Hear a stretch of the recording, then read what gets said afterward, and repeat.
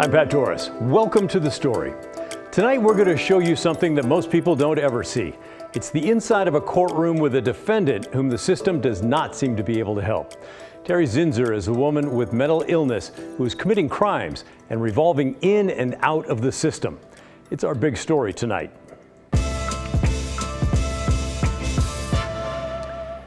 Now, before we get too far into this, I want to let you know we're not highlighting Zinzer for her specific activity, although it is troubling and dangerous for her and others. Instead, I think her story is an example of the things wrong with the intersection of criminal justice and mental health. I think telling her story will help you understand some of the broader issues facing our communities, because while she's in the Portland area, I have no doubt that there's cases like this throughout the Pacific Northwest and around the country. First, some background. Zinzer first appeared on our radar in mid-September when she broke into a woman's home and curled up on one of the beds. At the time, the district attorney said he would not press charges against her, saying she needed mental health help, but was refusing to get it. So she did not go to jail. 8 days later, she was arrested for theft and disorderly conduct. Again, no criminal charges and a quick release from jail. In the meantime, the DA decided he would charge Zinzer for that home break-in, and she was indicted this past week.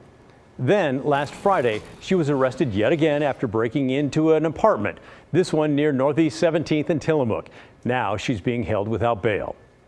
But while she just recently appeared on our radar, Zinzer's been in and out of the court system since at least 2018. And a court document states the county has brought civil commitments proceedings against Zinzer dozens of times over the last decade. Yesterday, another court hearing, this one to see if she could help aid and assist in her own defense for her latest charges. We're going to watch a bit of that hearing where the defense attorney tells the judge that no, she's not able to help with her defense. Based on the conduct observed since she's been in custody, I have no doubt that she is unable at this time. Her ability to assist was not restored. As to the older case that was dismissed, it would be my preference to make that finding today to expedite the process. The judge, Nan Waller, is in charge of the mental health court in Multnomah County. She's familiar with Terri Zinzer's history and has a file in front of her that also spells it out. According to court documents, near the end of last February, Zinzer was sent to the state mental hospital for the highest level of care possible.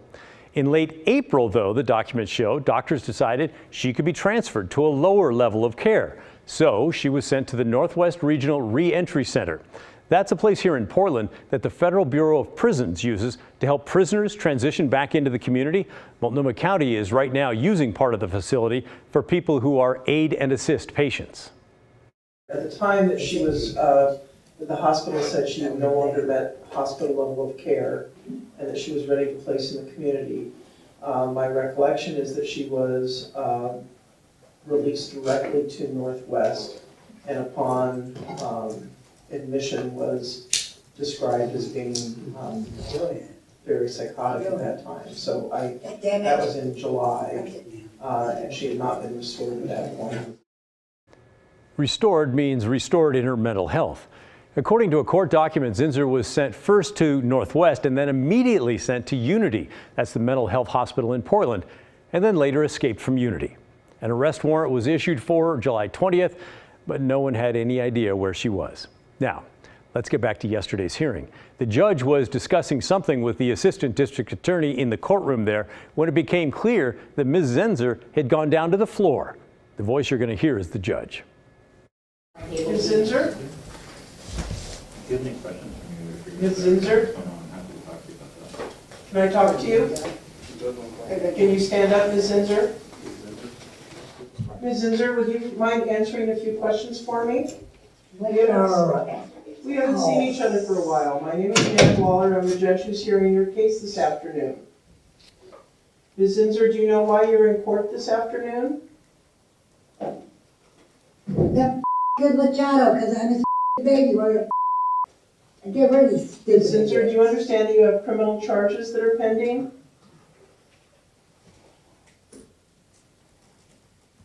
Ms. Zinzer, this is Mr. Pedrazi. He's here for your lawyer today. Can you tell me what the job of your lawyer is when you have criminal charges?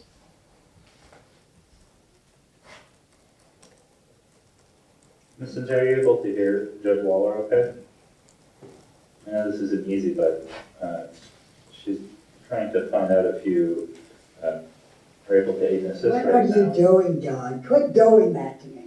You're ruining his baby and making him look like a weirdo. And with that, the judge agreed that Zinzer was still suffering from her mental illness and could not aid and assist in her own defense. I think that's hard to watch, but it is the reality of dealing with mental health cases in court. I will find, based on the evaluation from, gosh, do you have the date of the evaluation, our last full evaluation? April 27th, 2022. That Ms. Zinzer does have a qualifying mental health disorder, remains unable to aid and assist based upon the,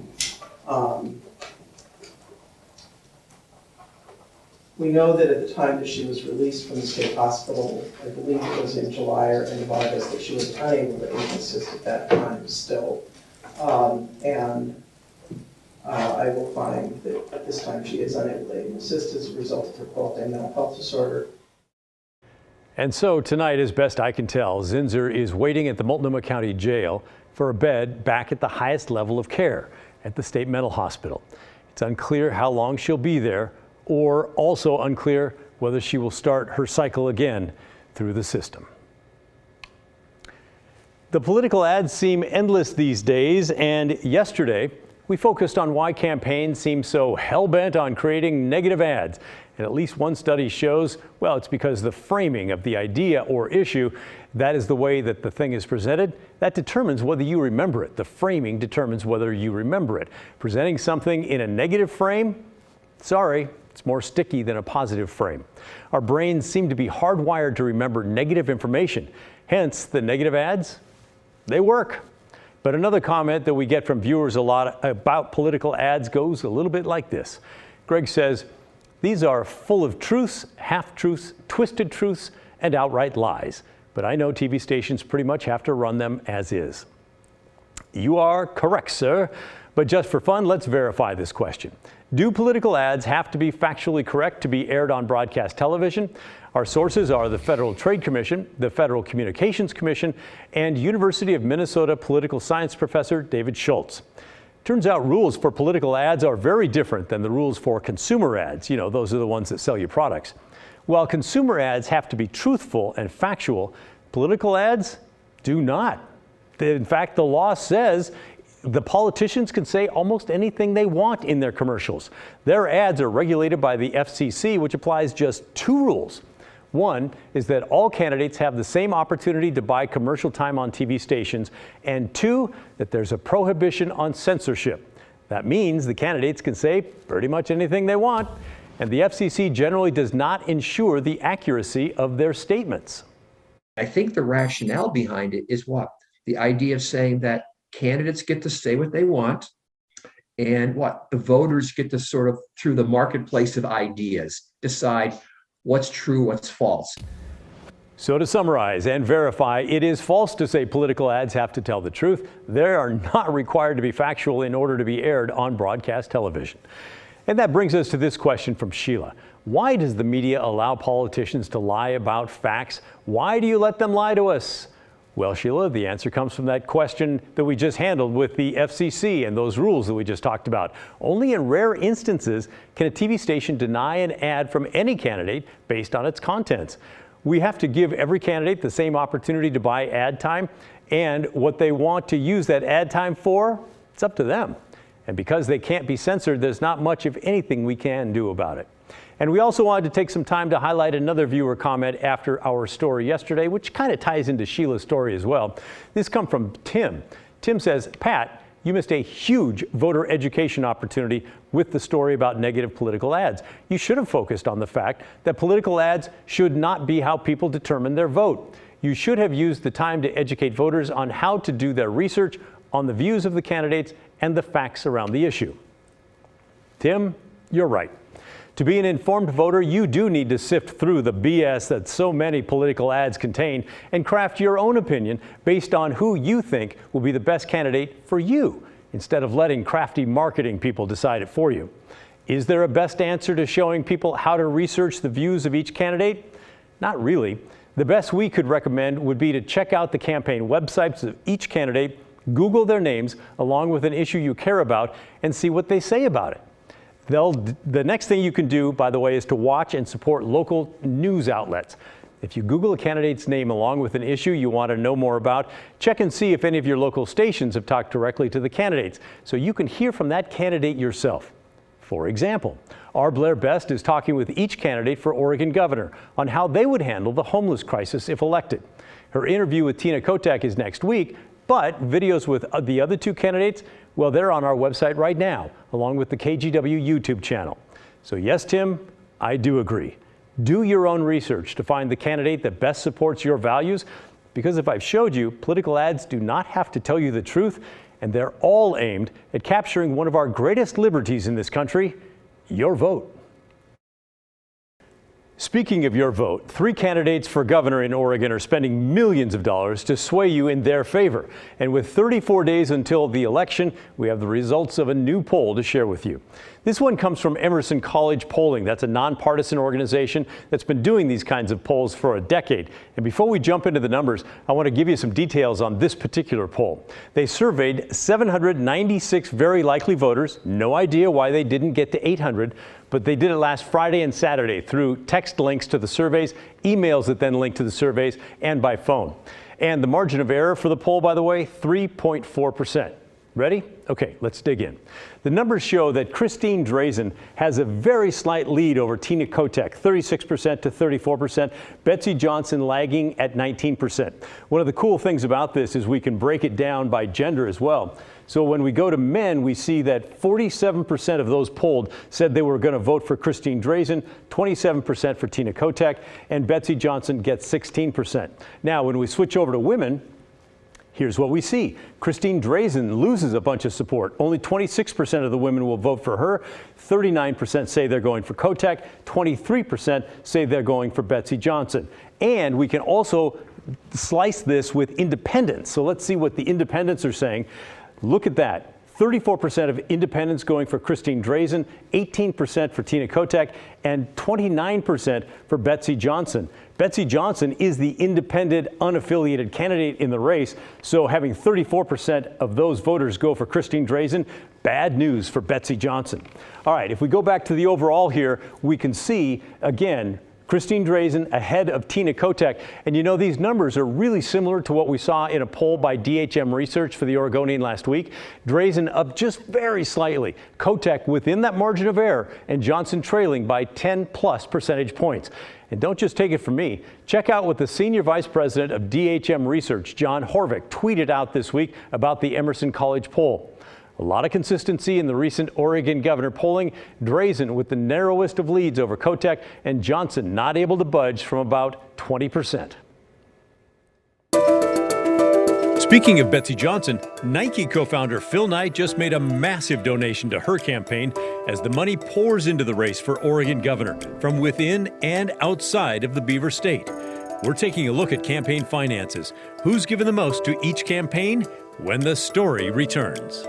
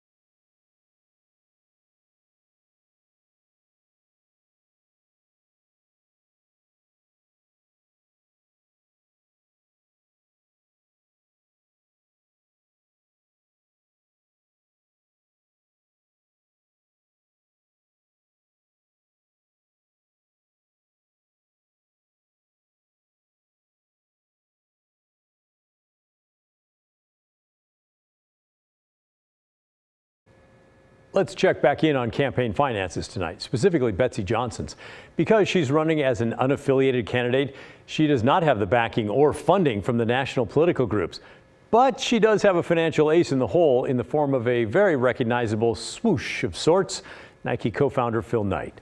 A transaction just filed with the state's campaign finance website on Monday shows that on September 1st, Knight gave $2 million to Johnson's campaign. And if you look at the right side of this image, you can see the aggregate total of his donations to Betsy Johnson so far this year, $3.75 million. In fact, if you look at Johnson's campaign donations and sort it by the largest amounts of money donated, Phil Knight holds the top 3 contributions, totaling $3.5 million. And lower down on the list, he gave her another $250,000 in January. Yes, he did. For some context, the largest donor for Tina Kotek is the Democrats' fundraising arm. That's called the Democratic Governors Association. They've given Kotek just over $3 million. And Republican candidate Christine Drazen's biggest contributor is the Republican fundraising arm, the Republican Governors Association. That totals $2.5 million. This is not the first time Phil Knight has tossed millions into politics. You might remember back in 2018, he supported Republican Representative Newt Buehler in his bid to unseat Democrat Governor Kate Brown. In that instance, Knight donated a total of $2.5 million to Buehler and another $1 million to the Republican Governors Association, which then turned around and spent most of it on Buehler's campaign anyway. We know the outcome of that race, but it's another example of Knight's wealth playing a role in Oregon politics. And in today's race for Oregon governor, Phil Knight is outspending both of the national parties for their respective candidates. And who knows how much more he'll pour in before Election Day. Oregon does not have campaign contribution limits, so whatever he wants to spend, he can, well, just do it. Get it? The only requirement is that donations are disclosed to the public, so we will be watching. And we want to know what you think about all this. Are you worried that Phil Knight's wealth may be tipping the scales? Or do you think rules are rules, and since the state doesn't have any spending limits, go for it? Let us know. You can email the story. The address is thestory@kgw.com, or call and leave a voicemail, 503-226-5090. Still ahead on the story, a rare one-on-one interview with Portland Police Chief Chuck Lavelle. His answers to our questions about the violent year we've had, PPB response times, and rampant vandalism. An interview you do not want to miss. Coming up next.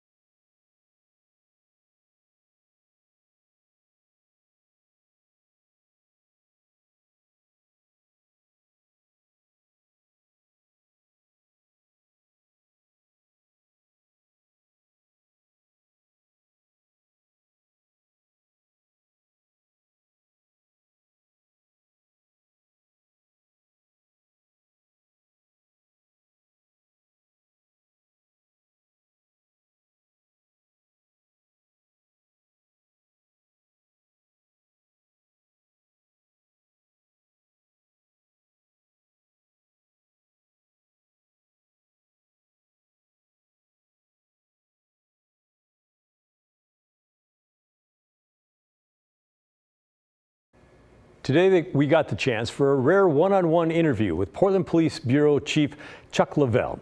He's the 50th police chief in PPB history and was appointed to the role during the civil unrest in the summer of 2020. A lot has happened since. In 2021, Portland saw a record-breaking 90 homicides. This year, we're on track to match that number or outpace it. And that's not even counting the dozens of shootings where someone was hurt but not killed, or the hundreds of shootings where luckily no one was hit. We don't often get to sit down and talk to Chief Lavelle, so we'd like to show you his answers to a series of questions we often hear from you. We asked for his take on battling Portland's growing gun violence and what's going through his mind when he's trying to tackle such a pressing issue. Personally, you're watching people in your city die, and you're trying to solve that problem with the resources you have. We've rolled out the Focus Intervention Team. We work closely with other partners, with DCJ and OVP, Office of Violence Prevention. But it's hard when you look at people, families. We talk about it in terms of numbers, but at the end of the day, these are people in our community. They're families, friends, and relatives who are hurting as a result of this violence. And it's hard for me, particularly as a black person, to see the number of black people being killed in the city too. It is hard, and we work hard every day to try to lessen that number. Our detectives and our investigators are out middle of the night with family members, sharing grief with them and just trying to get information to solve these homicides so the next family doesn't have to deal with it. And when it comes to families who are dealing with the murder of a loved one, some doubt they'll ever get justice. Here's Lavelle's response when we asked for his message to those families. Well, I want them to know that we are working hard to solve all of those cases. No matter how many homicides we have, each one is important to us. We work very closely with the district attorney's office and the deputy DAs to solve these cases. They're important. We're working hard on them. I talked about this a little bit when we transferred our cold case detectives to homicide. And I really wanted to send the message that that doesn't mean those cases are unimportant. We just need those resources to solve other homicides. And I want people to know that it's important for them to be a part of the process too. We work very closely with families, and our goal is to not have another family have to deal with that same hurt and heartache and devastation. So I think the community has an important role, and we always urge them to participate as well. But I definitely want people to know that we as a police bureau care, and we're working hard to solve them. Lavelle says if PPB were fully staffed, they would have 882 sworn staff members. Instead, right now, they're just below 800, meaning they're missing around 10% of the sworn workforce, which leads to a chronic problem we hear from you all too often: PPB response times taking what seems like forever, or officers not showing up at all. We asked the chief what he would say to people who simply can't get officers to respond when they call 911. Tell them, keep calling. It's important. I think there becomes a time too where people feel like, well, if I call, no one's going to come, or if I, report this, I'm still not going to get my property back. It's important to still call. We're going to try to get to every call we can. There's a lot of times we end up on what we call priority 1s and 2s, where we have to answer those life safety emergencies, and those take time too. So the other calls will hold and they'll stack up, but we'll try to get to them. But I think it's important for us as a police bureau to let people know we want to answer those calls. We'll do our best to answer them. And we understand that even if it's not a homicide or a shooting, having your stuff stolen, having your home violated by an intruder is traumatic. And we want to do our best to address those with the resources we have. And it's not all bad news. Just under 2 weeks ago, PPB hired 20 new officers, the first measurable staffing increase in years. Momentum that Chief Lavelle hopes can continue. That was I would say one of the brightest spots of my almost two and a half year tenure as chief, was to bring on 20 people on September 22nd. And I think for me, it's really a shot of hope. And I think for other officers and our professional staff working here, it shows that people want to come work for the Portland Police Bureau. We do get a lot of applicants, and there's people who are out there who want to be part of the solution. And they're coming here to work, and we're really excited to have them. And I think, I'm hopeful we can keep our recruiting goals going. We'd like to hit double digits every month. And if we can do that, I think over time, we'll work our way out of this staffing crunch. And finally, we could not do an interview like this without asking about the rampant vandalism in Portland. How can businesses thrive when they're constantly having to replace windows or cover graffiti? I feel for them. They've had a rough time with the pandemic the last 2+ years, and then to have additional harm imposed upon them by just senseless vandalism and violence, it's really tough for businesses. I mean, we're really doing our best to try to investigate those, and we've made some arrests in those cases. So we're happy about that, but we definitely would like to see that activity stop. We're going to do our best to hold people accountable who are committing those crimes. But I think, having businesses be able to be in the downtown core area or anywhere in the city and feel safe, be vibrant, be able to make a living is important to all of us as a city. So I think to the extent that we can root out that behavior, we'd all be better off. We'd love to hear your thoughts on Chief Lavelle's answers tonight. Send an email to thestory@kgw.com or call and leave us a voicemail, 503-226-5090. All right, keep sending your questions and comments to The Story, and we'll finish up right after this.